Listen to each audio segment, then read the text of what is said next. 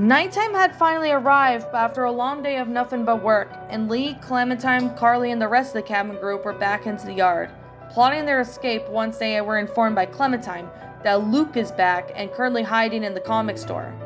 Everyone now discussed their plan of action and how they are going to have to get the radios back to Luke. In the center of the yard, everyone gathered around the fire as they discussed their plan to escape, now that Troy was no longer to guard them. Alright, let me get this straight, Luke told everyone around him, while everyone was arguing with each other slightly. The plan is to break into the stockroom, get the radios, and get them to Luke? Well, yes, Carlos agreed, speaking for everyone around them since they did class him as the leader of their group. Do you agree? Of course I agree. I just noticed a couple of problems, that's all, Lee answered, leaning back in his chair with his arms folded around his chest. Number 1. What if they find out the 2 radios are missing? The second, how can we get them in the stockroom? They're all busy during the day, and we can't exactly get out of there without drawing any attention to ourselves. Carlos was about to say something, but closed his mouth when he realized he was right. He hummed and looked over towards Sarah, who merely stared at her father, and then he shifted his gaze towards the others. You do got a good point, Lee. Do you have any other plans? Rebecca asked him. Not yet, but I'm thinking, alright, Lee assured, but he had no idea what his next move was going to be. Wonderful, Rebecca sighed, rolling her eyeballs around them in annoyance. Frickin' fantastic, Mike mumbled. Hey, cut Lee a break, Lily requested, defending Lee from judgment. Although they did not exactly say anything to offend him, he's probably out the smartest one there is here. If we weren't there for him, I probably wouldn't be alive myself right now. Lee raised a smile and supportive nod towards Lily, to which she returned. He was glad to have her back in his life now that she was no longer high-tempered, angry woman he once knew. He soon shifted his attention back to the previous subject. Look, there's no way out of this yard apart from the main gate, but that's always locked. Besides, even if we do get out of here, what's the plan next? Shoot our way out? Have you seen their guns? Rebecca nodded. They're automatic rifles. We can't shoot past them. Well, good idea, Jane said, finally spoken, after she usually kept silent from everyone's conversations when she was not crazy. There's a herd of walkers coming, right? If you have not, say that. The first thing I see you say, and it's a crazy idea, Mike chuckled. Besides, you know how it works? Because I always used to do it all the time before I got sucked into this camp, Jane answered. She sat behind one of the chairs. It's simple. Just smear your walker guts all around you, and they can't tell you from human to the undead. It's like they're trying to find a needle in the haystack. Are you serious? Is she serious? Lily inquired, shocked about this plan of hers. You want us to cover ourselves in blood and walk among them? Better than shooting our way out, Jane clashed, shrugging her shoulders slightly. Look, we'll come back to that later, Lee suggested, but he and himself wasn't so sure of this plan of hers. For now, he got back to the other problem at hand. Okay, first, how do we get out of this yard and get the radios? What about the winch? Carly suggested. Everyone shifted their attention over towards the broken ladder at the corner of the yard and looked above where a rope, which was usually used to lift things up towards the roof. It didn't seem like a good idea, but it did not look safe for any of them to use. That will work, but that thing breaks all the time, Jane warned. Finally spoke after she always kept silent during conversations. We just need someone light to climb on. Besides, all of us are too heavy for that thing, except for Clementine. What? Lee was in shock of what he just heard. No way he was going to send Clementine up there on her own. That's crazy. Lee, I can do it, Clementine assured, getting out from her chair and proceeding over towards her guardian. I have to. Clementine, it's dangerous, Lee warned, unable to imagine what would happen if a guard caught her off the yard. He turned over towards the others who seemed to agree with Mike about sending Clementine up there. Guys, are you serious? They are not just about walkers we're dealing with. These are people armed with automatic rifles. Lee, I said I can do it, Clementine assured, with an annoyed expression that was beginning to rise across her face. Lee trailed off and sighed, knowing that there was no other way, but he did not want to lose the closest thing he had close to his daughter. He had promised to protect her, And no matter what happens, and sending her out there meant he would not get her help if she got into a situation. Lee stood out of his chair and kneeled down towards Clementine's height, placing his left hand on her shoulder, Wizard looking into her eyes. Clem, can you promise me that you'll be careful? Because if something bad happens, you know we can't do anything to help. I know, Lee. Clementine was aware of the many risks that she would take by doing this job, but she had to do it for the sake of everyone here. I can do it. I've done worse than this. All right then, Clementine. Come on. I'll give you a boost, Lee offered, as he and the others stood back up and made their way over towards the broken ladder. He leaned down and picked up Clementine, placed her on his shoulders, holding her ankles as he tried to keep his balance. Can you reach it? Almost, she replied, reaching out her hand as she could. Clementine struggled to reach for the rope for the moment, but she was able to reach it eventually and yanked most of it down for them to use. Lee placed her back down on one of the ends with the rope, dropped down for them to use. Here, I'll pull her up, Mike offered. He gripped onto the normal rope with Clementine held onto the rope, with the nook at the end that she used to put her feet on. Mike slowly lifted her up to the top. To hurry, okay, he suggested in a whisper tone. Carver's guards aren't the smartest guards in the world, but they're not stupid either. Mike then shifted his attention over towards the security shutters, where he could see Troy was returning, and this was not going to end well if he caught them doing this. Shit! Troy's coming! Back! Frick! Clementine, hold on! Lee shouted in a whispered tone. He was unsure what to do next. Lee, I can't stand here. I've got to let her go. Mike panicked, knowing he had a matter of seconds before Troy returned. Grab something, quick, Clementine! Without thinking, Clementine leapt onto the broken ladder cage, grabbing on for her dear life. Oof! She grunted. As she swung the ladders into her, climbed her way to the rooftops. She had just stopped for a moment when she heard of walkers in the distance. That's not good. Clementine continued climbing the ladders, while Lee held the others ran back towards the center of around the fire.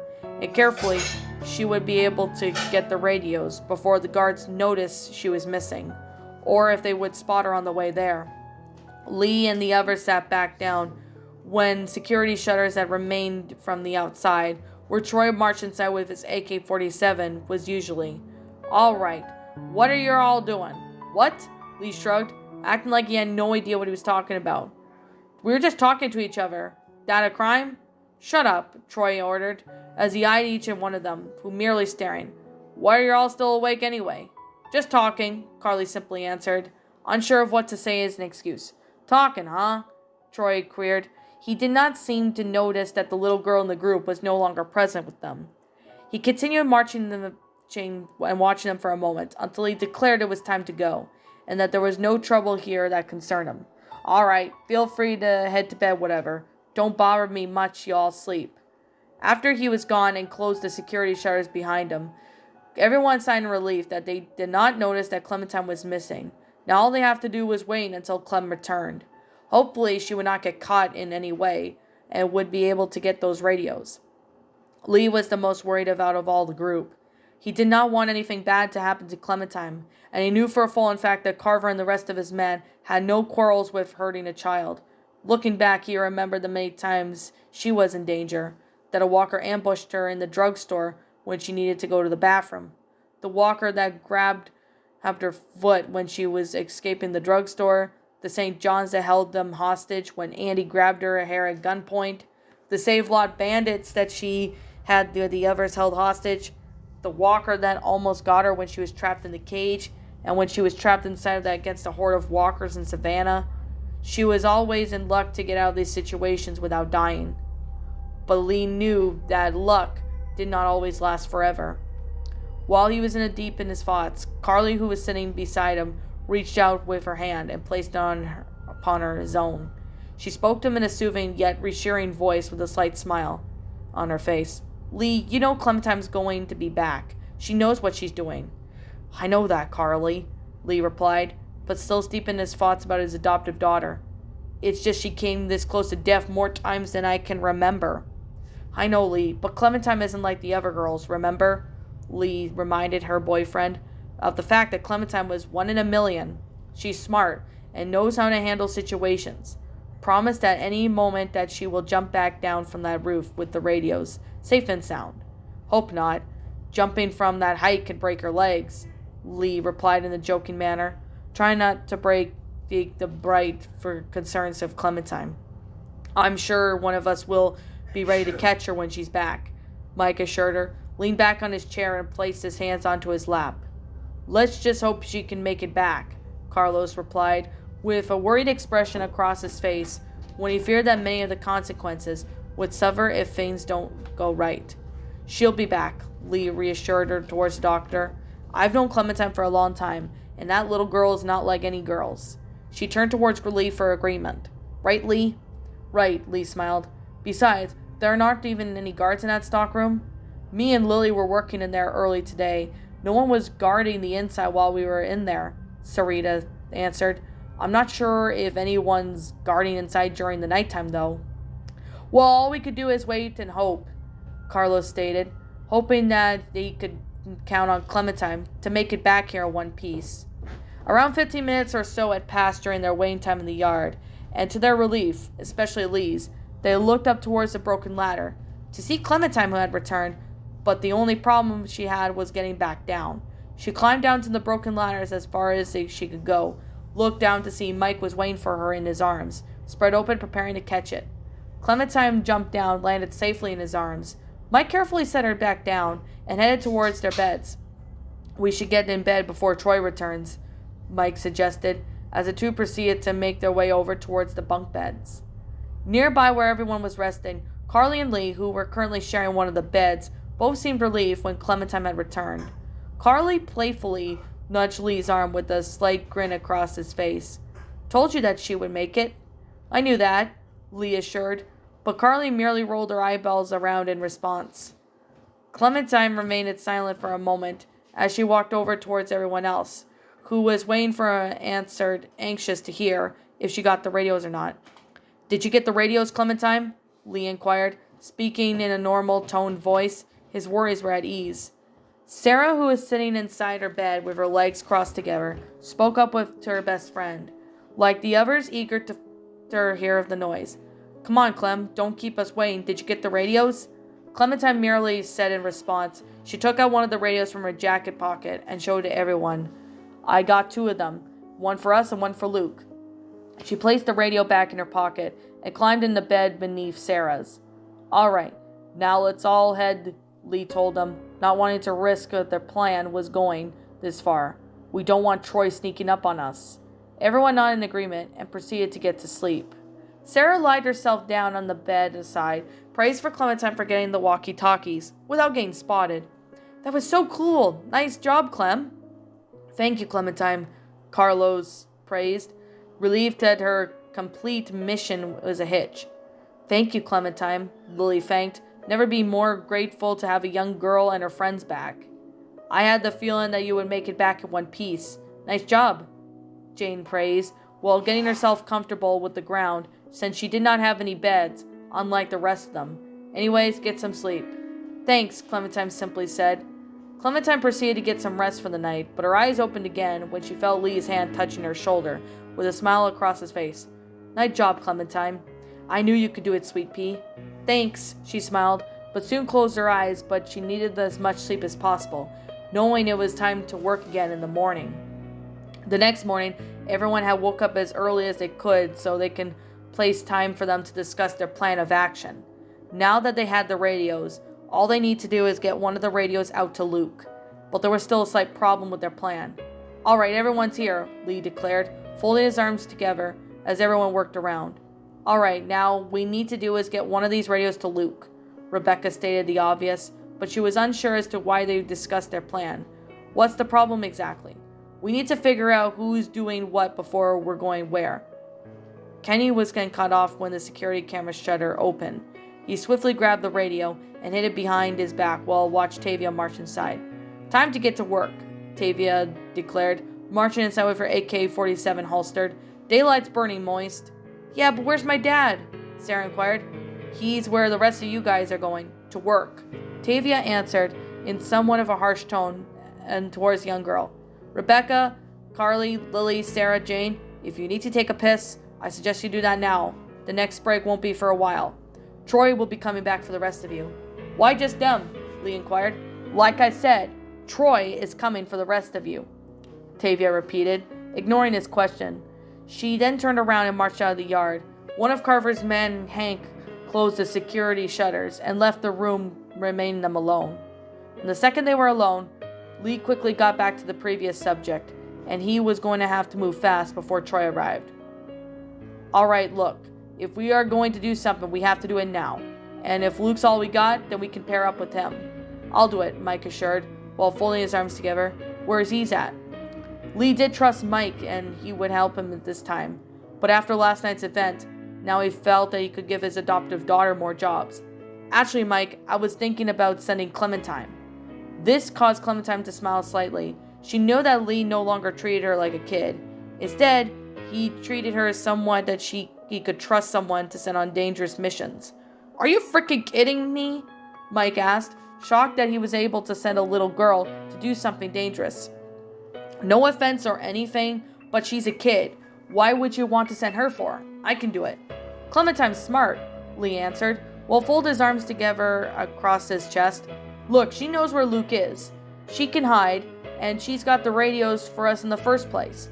And I don't think Carver or his men would expect a little girl to lead them to their doom. If I trust someone who is something important, I can trust her." Clementine did not really have any say in this, but she did agree getting the radio to Luke was the best thing to do right now. "Lee's right, I can do it."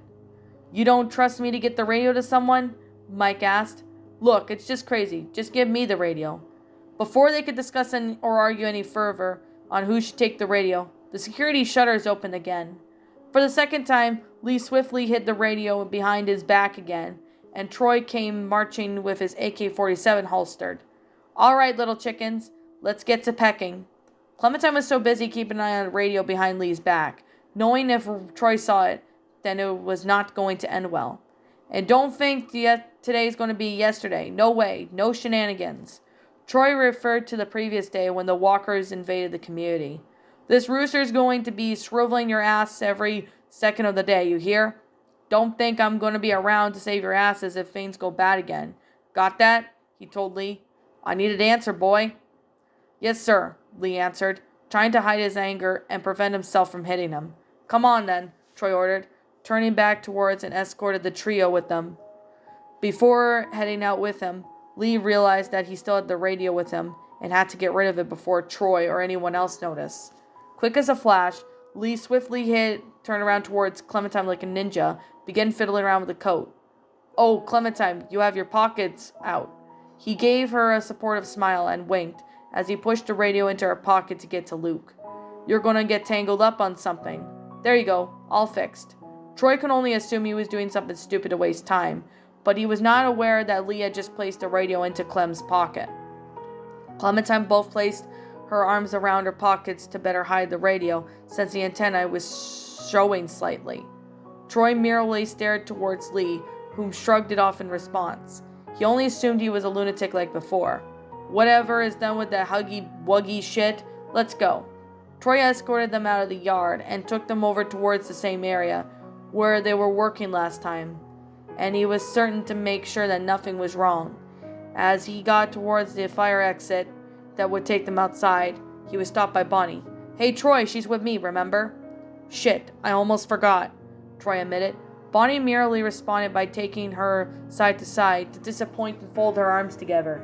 She had noticed Clementine and Lee looking towards each other, both looking somewhat concerned.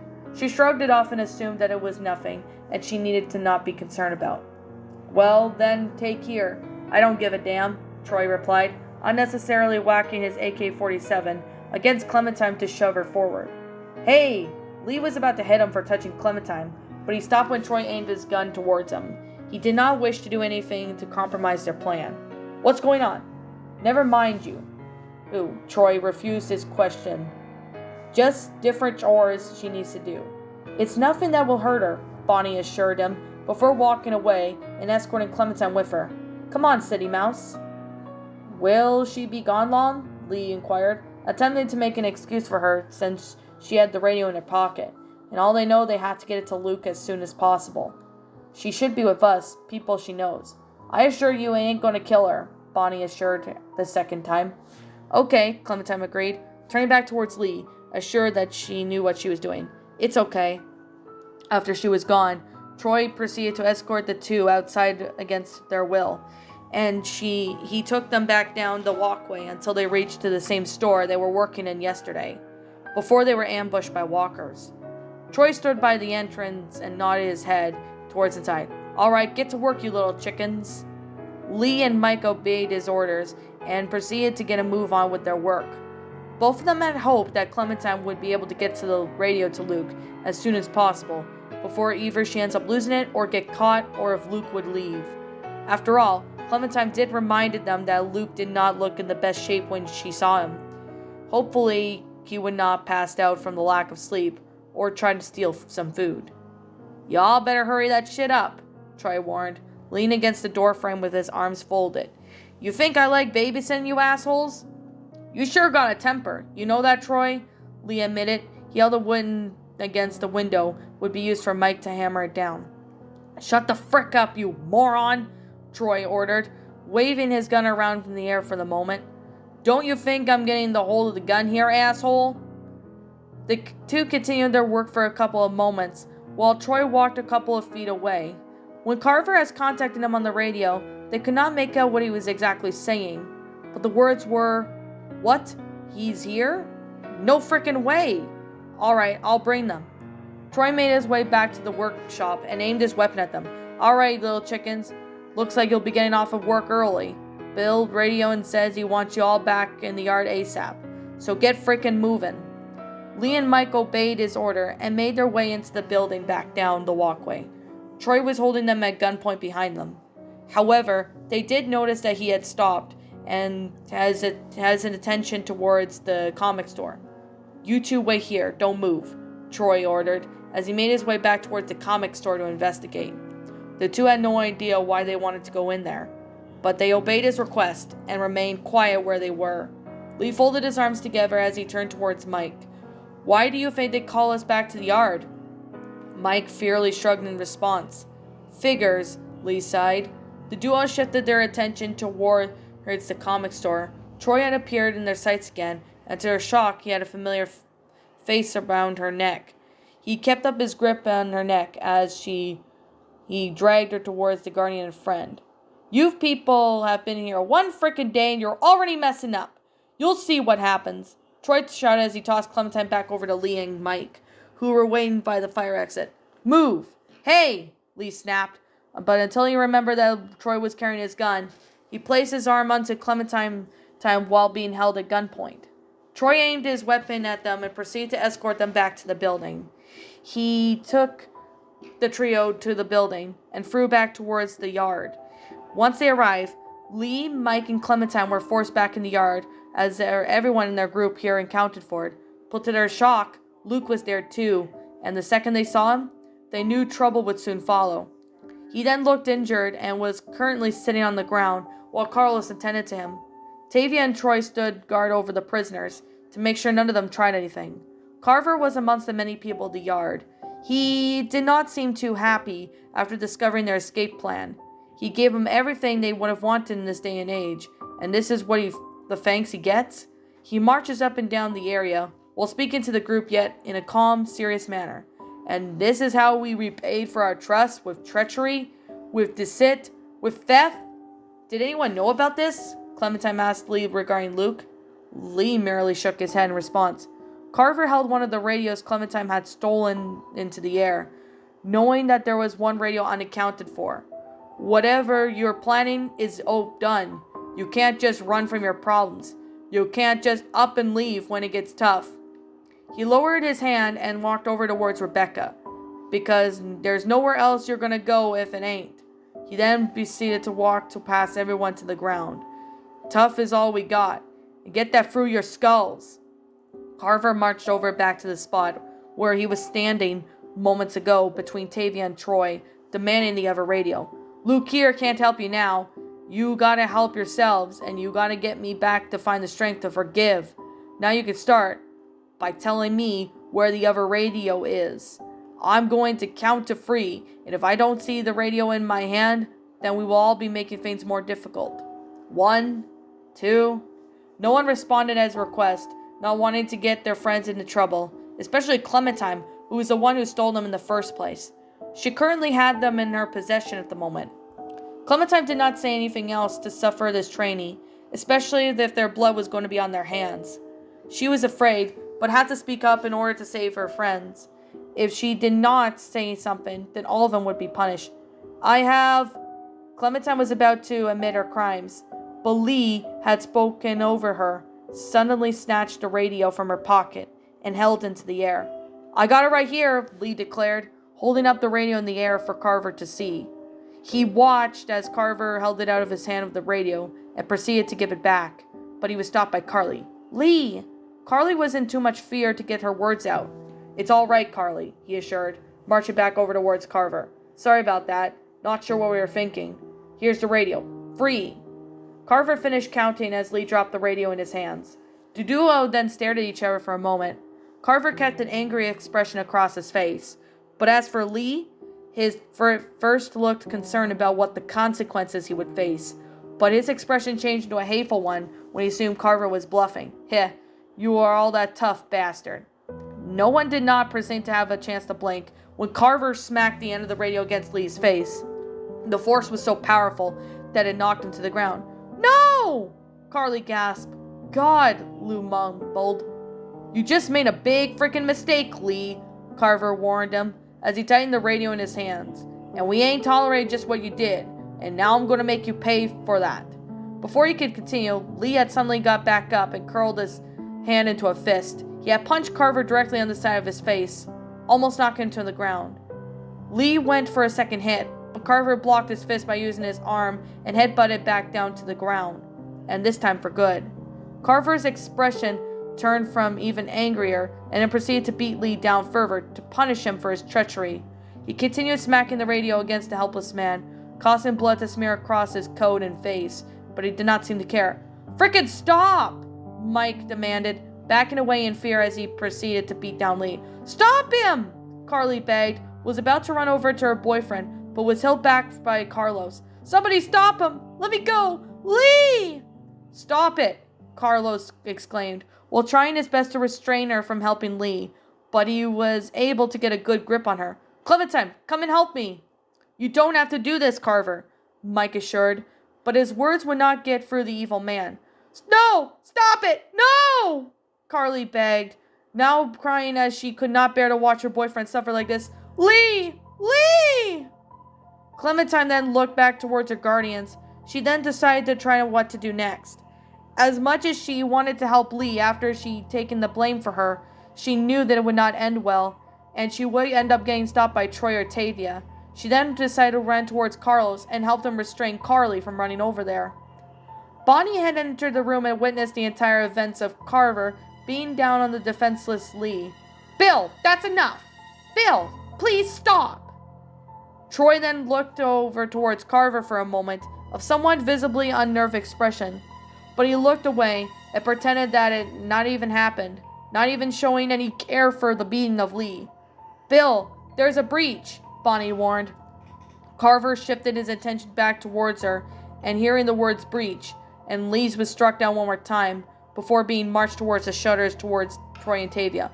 All right, everyone comes with me. Bonnie, you stick around, and make sure these folks did not get into any more trouble. Bonnie was in complete shock to what she just witnessed. Yeah, sure. Carver then stopped dead in his tracks and turned around to the prisoners before attending to Lee, who is now unconscious. No supper for you all tonight. Maybe an empty stomach will give you some perspective, and then we'll try this again tomorrow.